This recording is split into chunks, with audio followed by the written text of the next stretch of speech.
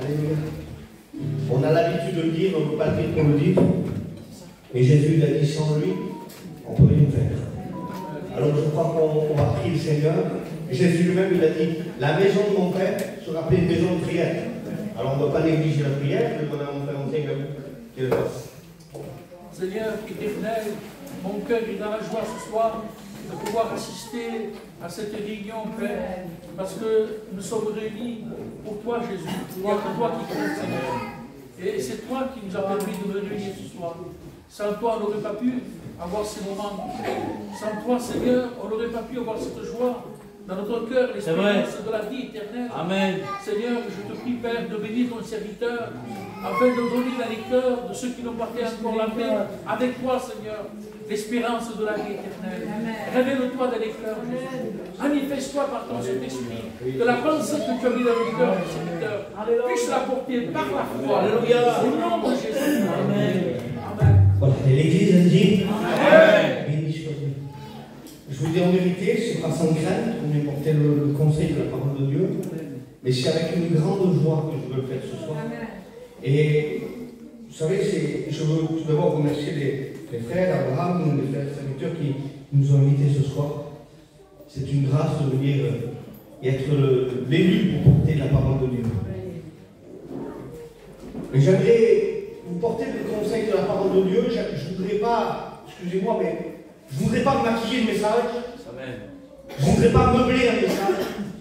Mais j'aimerais vous transmettre le message que Dieu a mis sur mon cœur dans toute la liberté. Alors je ne connais personne ici ce soir, mais dans ma petite mise à part, j'ai demandé au Seigneur, comme tout serviteur de Dieu, une direction. Amen. Je crois que le Seigneur a un mot pour chacun de nous. Alléluia. Que Dieu soit béni. Alors j'aimerais introduire le message dans le livre des Proverbes, chapitre 19 et verset 21. J'aime beaucoup ce verset.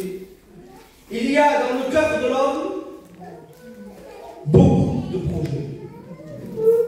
Il dit, mais c'est le dessein de l'Éternel qui s'accomplit. Je le répète pour qu'on puisse l'entendre. Il y a dans le cœur de l'homme beaucoup de projets, mais c'est le dessein de l'Éternel qui s'accomplit. Je bénis le nom de Dieu pour le dessein de Dieu, pour s'éclairer en lui. Pourquoi je dis ça? Combien des projets que nous avons eus dans nos cœurs, combien des fois nous avons projeté des choses dans ce monde et ça s'est jamais passé comme on l'a voulu. Et des fois on se retrouve, frères et sœurs, dans des situations où c'est qu'on dirait, il semblerait, je dirais bien, il semblerait qu'on ne comprend pas toujours. Aujourd'hui, plus que jamais, nous vivons les derniers temps, des temps d'apostasie, des temps d'abandon de la foi. Et je remercie Dieu parce qu'aujourd'hui, dans une cité, il y a une église qui est ouverte où c'est que la parole de Dieu, le message de la foi vous est prêché. Il y a ce que vous voyez, ce qui est visible, mais il y a aussi ce que vous ne voyez pas, ce qui est invisible. Et ce qui est invisible, c'est que lorsque vous venez écouter la parole de Dieu va produire quelque chose dans nos cœurs, c'est qu'elle va faire grandir notre foi. Amen. Et j'ai pris ce verset-là dans le livre de Luc, chapitre 17. J'aimerais qu'on puisse le lire ensemble. J'ai préféré opter sur la version second 21. Il est marqué comme cela. Il est inévitable qu'il y ait des pièges. Il dit, mais malheur à celui qui en est le responsable. Je répète. Jésus dit, il est inévitable qu'il y ait des pièges. Mais malheur à celui qui en est le responsable. Combien de fois il y a des situations qui se sont produites, que ce soit dans nos vies, dans nos foyers, dans nos familles, dans notre entourage, au sein de l'Église, et auxquelles nous avons été troublés. Et j'aimerais prendre ce thème de message pour vous dire que Jésus, ce soir, il voudrait te parler. Amen.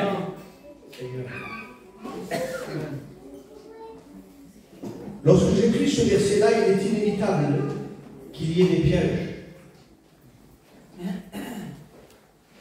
Est-ce que parmi nous, il y aurait des personnes, des frères, des sœurs, nos amis, on peut parler pour de l'exhortation, on peut parler pour de l'évangélisation.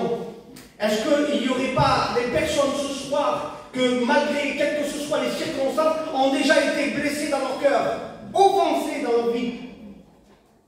Et c'est ça que je voudrais vous parler ce soir. Je voudrais vous parler de l'offense. Et j'aimerais vous dire que l'offense est une arme que le diable utilise. Comment ça, Romain? Oui. L'offense est une arme que le diable utilise. Et l'offense, elle fait quoi alors? L'offense, elle nous fait mal. L'offense, elle nous blesse. Et l'offense, elle nous humilie. Elle nous fait mal, elle nous blesse, elle nous humilie. Oui, mais d'accord, l'offense est une arme du diable qui nous fait mal, qui nous blesse, qui nous humilie, mais l'offense va produire quelque chose. L'offense produit quelque chose dans le cœur de l'homme. L'offense, elle va produire de la haine, de la colère, et voire même de la vengeance. C'est vrai. Lorsqu'on est offensé dans nos cœurs, bien des fois l'incompréhension va venir prendre la place. Le but de l'offense, c'est briser notre foi, briser notre relation avec Dieu. Je ne sais pas si ça vous est arrivé, mais moi ça m'est arrivé un jour. Où c'est que j'ai été offensé, pas par de l'extérieur. C'était Clément Le Cosset qui disait ça dans une étude. Il disait, le danger vient de l'intérieur. C'est vrai. Et bien des fois, l'offense, elle ne vient pas d'un étranger. Bien des fois, l'offense, elle vient de quelqu'un qui est même le plus proche de nous. Et si cette offense, elle nous fait mal, si elle nous blesse, si elle nous humilie, c'est parce qu'en nous, il y a des sentiments. Et ces sentiments sont troublés, ces sentiments sont touchés. Et un jour, j'étais jeune dans le ministère, je le suis toujours, mais j'étais candidat au ministère. Et il s'était passé une situation où c'est que j'avais été offensé à un tel point que j'avais dit à Dieu, Seigneur, comment ça se fait que je suis déçu à ce point? Il y avait eu en moi de l'incompréhension, et l'incompréhension avait produit en moi de la déception. Excusez-moi, mais à un tel point d'arriver à voir des frères plus petits que nous. Mais l'enseignement de Jésus nous rappelle que nous devons voir nos frères plus grands que nous. Et lorsque j'ai dit à Dieu, j'ai dit ces mots-là, j'ai dit Seigneur, comment ça se fait que je suis autant déçu que ça? Laisse-moi te dire que le Saint-Esprit est venu parler à mon cœur. Et il a fallu que le Saint-Esprit, une action du Saint-Esprit vienne pour que je sois éclairé. Amen. Et là, à ce moment-là, le Saint-Esprit parle à mon cœur et il me dit comme cela, Romain, il est nécessaire que tu sois déçu. Comment, Seigneur? S'il est nécessaire que tu sois déçu pour déçu des hommes, pour apprendre à me faire confiance en moi. Et lorsque je comprends ça, je réalise qu'il y a tout un processus qui est en train de se mettre en route pour que je puisse m'unifier dans cette relation avec Dieu. Arrêtez de compter bien des fois sur les épaules d'un frère. C'est bon une épaule pour un frère. Bien des fois.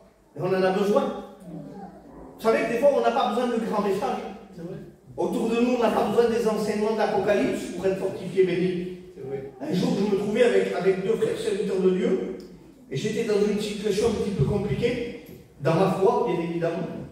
Et le frère, il est venu, il ne m'a pas cité des versets d'Apocalypse, il m'a mis sa main sur mon épaule, et il m'a dit ça, Romain, ça va? Si vous savez, ce petit Romain, ça va? Comment il a rempli le cœur? Bien des fois, l'incompréhension vient.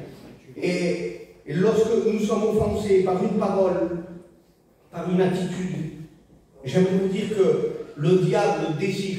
Je m'adresse ce soir à l'église de Montebello, mais j'aimerais vous dire que le diable ne veut pas voir une église qui soit unie. Parce qu'une église qui est unie, dans une même vision, dans un même esprit, c'est une église qui est fervente pour Dieu, le diable fera tout qui est dans son possible pour pouvoir apporter de la division. Et j'aimerais vous dire que l'homme, c'est comme ça. L'homme est maladroit. Et dans sa maladresse, pour mes soeurs, pour mes frères,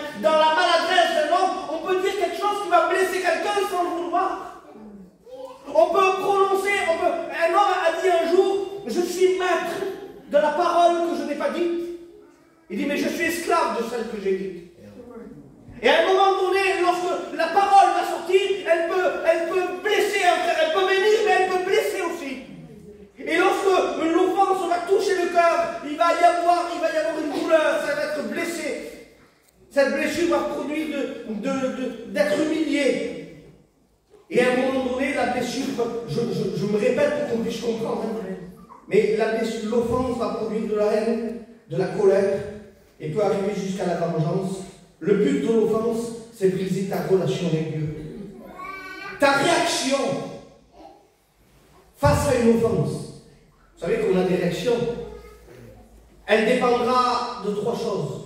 De notre relation avec Dieu, de notre intimité et de la prière. À partir de ces 3 points, on va pouvoir gérer, dompter une offense. Écoutez, Genèse 4, verset 6, il nous dit que l'Éternel dit à Caïn, « Pourquoi es-tu en colère? Et pourquoi ton visage est-il abattu ?»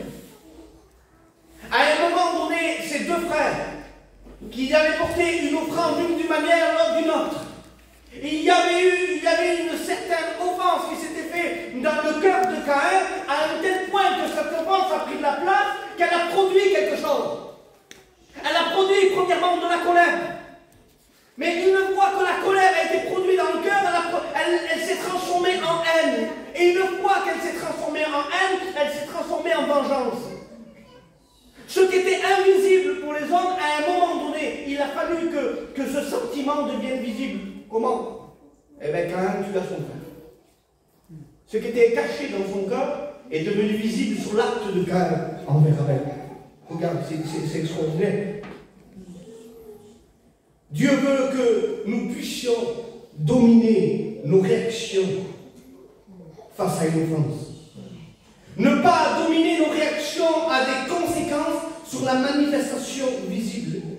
J'aimerais poser une question à l'Assemblée, dans toute la simplicité. Qui n'a jamais été offensé? Ou qui n'a jamais offensé quelqu'un? C'est pour cela que dans Luc 17, il est marqué comme cela, il est inévitable. Selon la maladresse de l'homme, il est inévitable qu'il y ait des pièges. Et l'offense est un piège pour notre foi. C'est vrai. Regarde, Matthieu 14. J'aimerais qu'on le prenne ensemble. Matthieu 14, verset 3.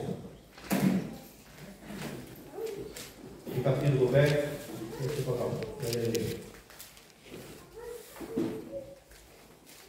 Matthieu 14, verset 3.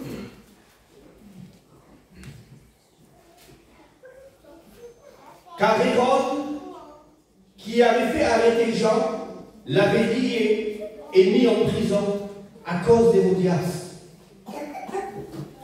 femme de Philippe son frère, parce que Jean lui disait, il ne t'est pas permis de l'avoir pour femme. Il voulait le faire mourir, mais il craignait la foule parce qu'elle regardait Jean comme un prophète. À un moment donné,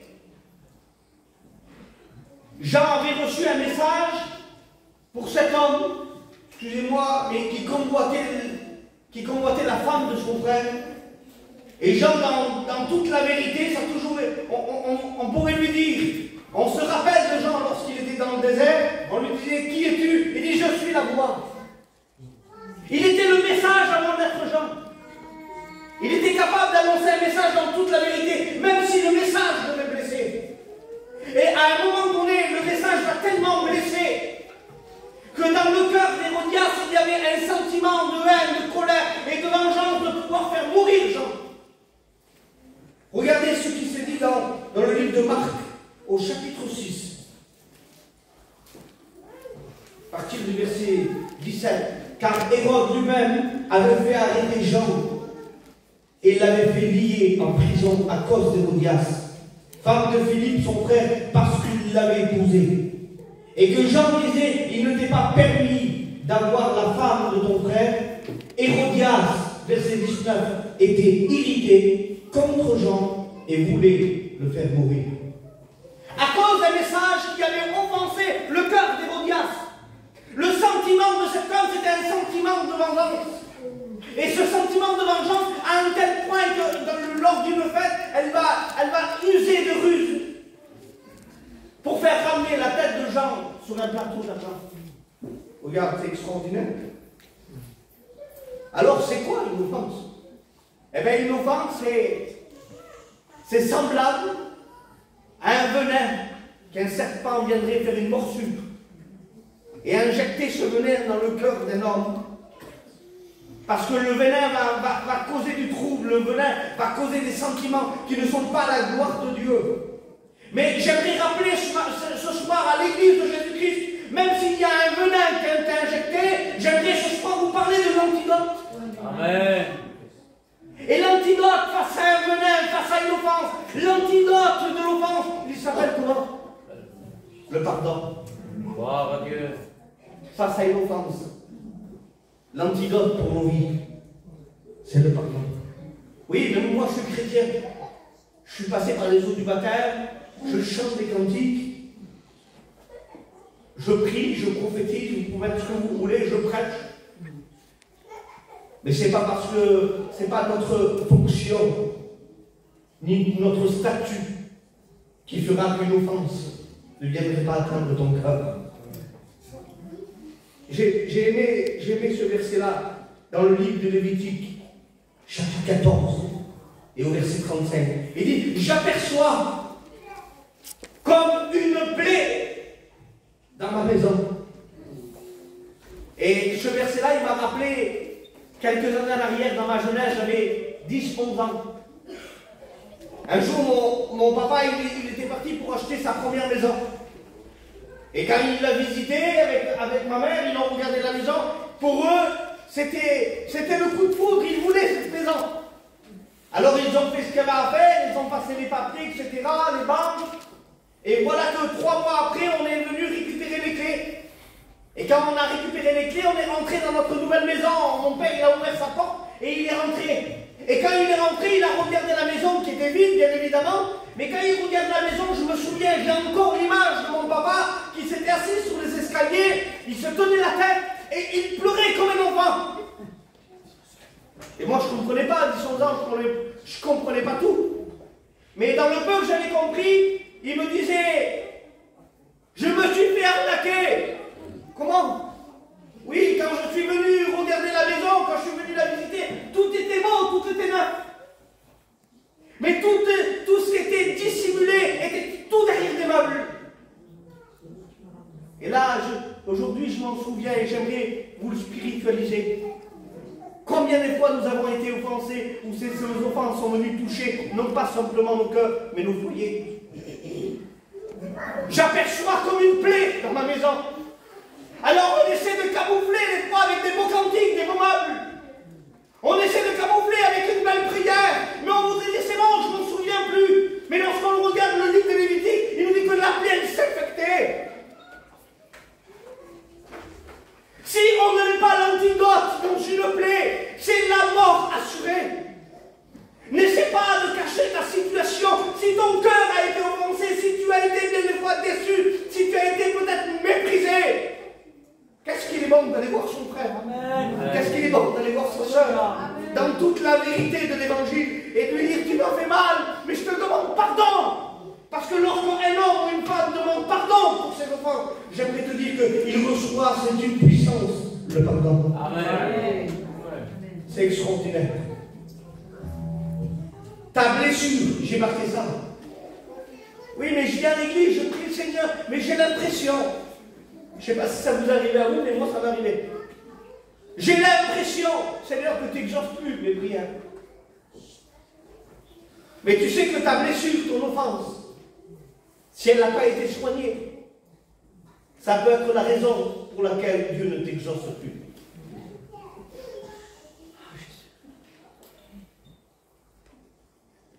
N'essaie pas de prendre des raccourcis. N'essaie pas de faire le sourd ou la sourde. N'essaie pas de faire l'aveugle. Mais ce soir, écoute le mot de Dieu pour toi. Il est temps pour toi, on appelle ça dans un terme de technologie, il est temps pour toi de refaire une remise à zéro dans la foi. Et de dire, Seigneur, il se peut. Il se peut que derrière mes petits meubles, il y aurait comme des plaies devant les hommes. Lorsque le souverain sacrificateur venait pour examiner, il faisait sortir tout ce qu'il y avait à l'intérieur de la maison. Alors on prenait tout le mobilier et on sortait tout à l'extérieur. On ne veut pas camoufler. Nous, serviteurs de Dieu, on ne veut pas modeler un message. Amen. Pour certains, il y aura une portée d'évangélisation, pour certains, une portée d'exhortation. Peut-être ce soir tu es repris, peut-être tu es encouragé. Seul le Saint-Esprit peut t'amener à cela. Mais ce soir, le nécessaire, c'est que tu puisses écouter la voix de Dieu pour ta vie. Tu en as pas marre d'avoir des échecs. Tu n'en as pas marre de voir des échecs. Et je vais finir avec cette histoire. Un jour, Paul était sur un navire. Il partait pour être jugé, acte 27, pour ceux qui l'ont vu. Et à un moment donné, le bateau va faire naufrage. Si le bateau va faire naufrage, Romain le premier dirait, ça y est, c'est fini, t'as perdu. C'est un échec. Mais un petit peu plus loin, on va voir qu'il dit que Paul et l'équipage vont avoir ils vont résolus d'y pousser le navire. Ils résolus d'y pousser le navire. Ça veut dire que dans le cœur de l'homme, il peut y avoir des résolutions malgré des naufrages. Un petit peu plus loin, on va voir que Paul va arriver dans une terre où c'est qu'il y a des barbares. Un feu va être allumé. Il dit que Paul va s'abaisser, il va ramasser un tas de broussailles. Et lorsqu'il ramasse ce tas de broussailles, il va alimenter ce feu. À aucun moment donné, Paul n'a eu la prétention de dire qu'il avait alimenté un feu. Il a continué à alimenter un feu. J'aimerais vous dire au nom de nous, serviteurs de Dieu, nous n'avons pas la prétention de dire que nous avons allumé des feux. Il y a des anciens qui l'ont fait bien avant nous. Amen. Mais aujourd'hui, dans toute l'humilité, nous voulons être ces hommes qui ramassent des petits tas de broussailles et qui continuent à alimenter le feu de l'évangile. Et pour cela, nous devons travailler selon la règle de la parole. Oui, on prie le Seigneur ensemble. Je bénis ton nom, Dieu.